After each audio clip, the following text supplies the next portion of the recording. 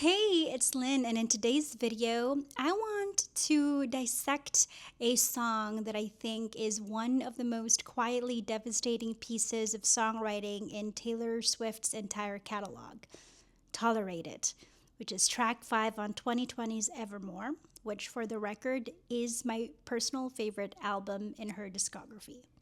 I'm aware that that in itself is a slightly contrarian pick me pick, given how much quieter and more niche Evermore is next to her bigger sister, Folklore, but that's a whole separate video which is reserved for another time. Today, it's just about the song Tolerate It. But before proceeding, it's worth knowing that track 5 has carried a specific reputation across Taylor's discography for years now. Fans and critics alike have come to treat that position on any given album as an informal signal, the slot she tends to reserve for her most emotionally unguarded, least armored songwriting. Tolerate It isn't just an entry in that tradition, it's frequently cited as one of the tradition's most complete expressions, and for a while, it anchored one of the most heart wrenching sets on the Eras tour, which is exactly why it stung so badly when she quietly dropped it from the set list altogether. Anyway, with all of that said, let's move through Tolerate It the way that it actually unfolds, verse by verse, and see exactly how it earns that reputation. The song's premise is deceptively small in scale. A narrator observes her partner reading, watches him sleep, catalogs his every small movement with an attentiveness that borders on devotion while quietly noting the age and experience gap between them. That opening verse establishes an important grammatical pattern the song will return to repeatedly. A sentence that begins describing the narrator herself and then simply trails off, unfinished, every time it arrives at her own identity. This incomplete syntax functions almost like a literary stutter, a structural device suggesting that the narrator herself doesn't quite know how to complete her own sentence, doesn't know who she is allowed to be within a relationship that has left so little room for her. The first chorus builds out the song's central extended metaphor, domestic devotion staged as a kind of ritual performance. The narrator waits by the door the way a child waits for a parent's approval, paints her partner's portrait using her most careful, beautiful colors, sets an elaborate table using the good dishes reserved for special occasions, and then watches all of it simply be tolerated rather than received with any real warmth. The word choice here is doing a lot of quiet work as well. Tolerance isn't rejection, which would at least be clear, actionable signal, but it isn't affection either. It's a kind of passive endurance that leaves the narrator with no clear grievance to name and no clear resolution to pursue, which is precisely the trap the song spends its runtime describing. The chorus then closes on a moment of open self doubt, the narrator asking directly whether the imbalance she's describing is even real or whether she's simply misreading a situation that everyone around her would tell her is fine. That request for confirmation, addressed to someone who isn't going to answer, functions as its own quiet indictment. A person secure in being loved doesn't usually need to ask.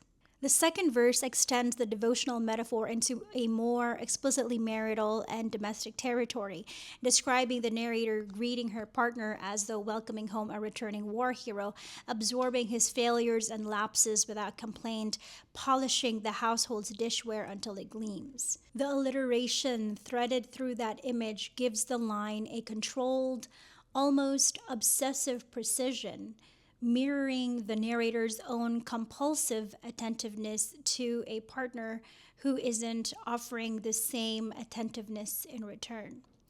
And the verse closes once again on that same unfinished sentence about her own age and inexperience relative to his, the syntactic stutter recurring, reinforcing that this isn't a single passing thought, but a loop that the narrator can't seem to exit. Following the second chorus, the song's bridge marks its most significant tonal and structural shift, and it's worth isolating carefully because it introduces an entirely new register of metaphor. Where the verses and choruses had relied on domestic and religious devotional language, casting the narrator's partner as something closer to a temple or a sky she'd built her entire life around, the bridge pivots into a literary metaphor instead. The narrator describes herself now as reduced to begging for a footnote in the story of her partner's life, drawing hearts uselessly in the margins of a narrative she's been excluded from authoring.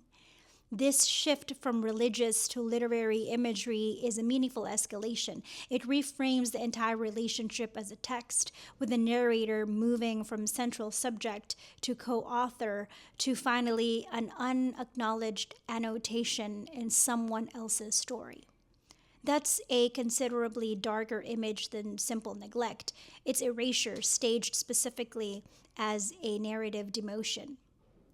The bridge continues to escalate from there, and this is where the song's vocal performance becomes as important as its lyrics. The narrator's register visibly rises as she poses a series of hypothetical questions to her unresponsive partner. What would happen, she asks, if she simply broke free and left the relationship in ruins? If she let herself fully feel the weight of him and then released it entirely? This is the song's closest approach to confrontation, and it's worth noting that it remains entirely conditional. The verbs stay locked in the hypothetical mood throughout. Nothing is actually enacted, only imagined aloud. That choice matters enormously in the song's overall meaning. This is not a breakup song in the way like All Too Well eventually becomes one. It's a song that's suspended entirely in the moment just before a decision, testing the weight of a threat without ever following through on it. That refusal to resolve is, I'd argue, the song's most quietly radical structural choice. Rather than closing with departure, confrontation, or reconciliation, the song simply returns to its earlier chorus material and ends there, back inside the same devotional loop it opened with, waiting by the door, setting the good table, watching tolerance mistaken again for love. The bridge's rising anger doesn't get to transform into action. It gets absorbed back into the same cycle the narrator has been describing all along. That circularity is a genuinely bold way to end a song because it denies the listener the catharsis a bridge like that would typically promise.